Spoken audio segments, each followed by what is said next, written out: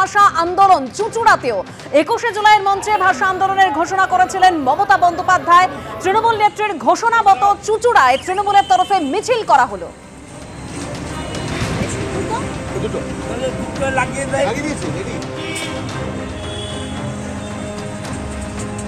নানুরের সহিতে শ্রদ্ধা জানিয়ে বাংলা এবং বাংলা ভাষা যারা বিদ্বেষী কেন্দ্রীয় সরকার তাদের বিরুদ্ধে জিহাদ ঘোষণা করতে আমরা রাস্তায় নেমেছি।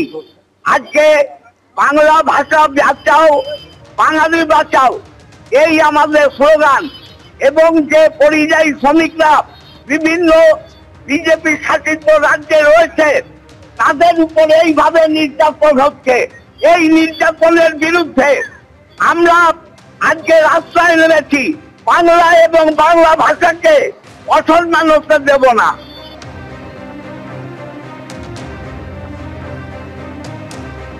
কোচবিহারের বক্সিরহাটে মিছিল তৃণমূলের।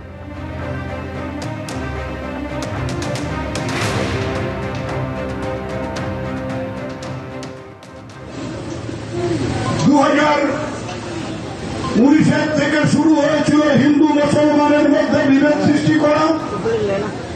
2019 থেকে শুরু হয়েছিল ভারতবর্ষের রাজনীতি, বিশেষ করে পশ্চিম বাংলায় বিজেপি যাতে ক্ষমতায় আসতে পারে তার জন্য হিন্দু মুসলমানের মধ্যে বিভেদ সৃষ্টি করা।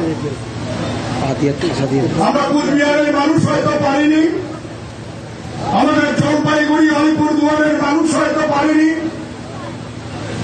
কিন্তু দক্ষিণ বাংলার মানুষ, শুধু দক্ষিণ বাংলা বলবো না, উত্তর দিনাজপুর, দক্ষিণ দিনাজপুর, মালদা থেকে শুরু করেন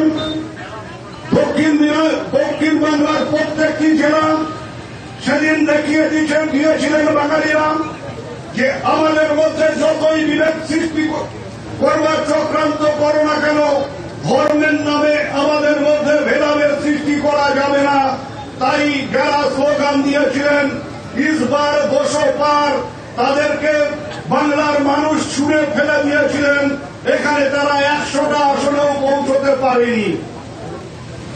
যখন বুঝলে যে ধর্ম নিয়ে হবে না, যখন বুঝতে পারল যে বাংলার মানুষকে ধর্মীয় সুশ্রুতি দিয়ে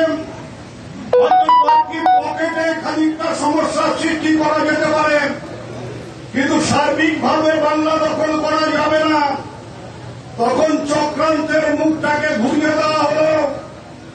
এখন আর জয় শ্রীরাম নয়, এখন স্লোগান শুরু হয়েছে জয় দুর্গা, জয় মা কালী। কারণ মানুষের মনে সুশ্রুতি দাও, এটা প্রমাণ করবার চেষ্টা করো যে আমরা বাঙালি, আমরা বাংলার বাইরে ওই অন্য রাজ্যের কথা শুনে চলি না। এখানে প্রধানমন্ত্রী এসে বক্তব্য রাখতে গিয়ে বললেন জয় শ্রী মা দুর্গা, জয় শ্রী মা কালী।